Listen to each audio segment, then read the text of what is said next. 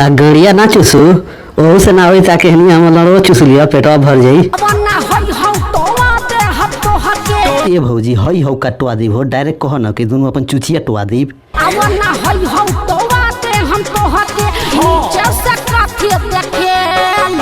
आ नीचे से का देखी नीचे से तोर गड़िया देखत हुई आ हई जे तोरे झटका मारता रुनु भौजी कहीं गलती से तोर पेनवा फाट गइल नु तो सरवा झटिया के संग संग तोर बुढ़ियो बहरे निकल जिस। ऐसा कुछ ज्यादा नहीं हो गया मतलब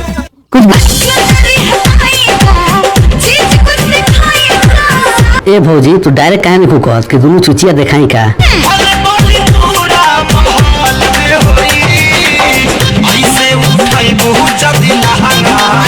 एक है सारी भैया भौजी जैसे ही लहंगा उठाई नु तू निहुरा के वही पेले लगी है।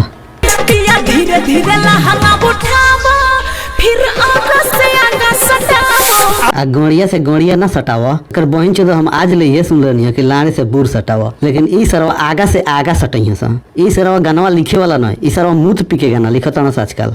तो भाई लोग आज के वीडियो में बस इतना ही फिर भेंट होइएगा और वीडियो में। वीडियो को लाइक कर दिया लोग भाई लोग बहुत मेहनत लगा वीडियो बनाए में।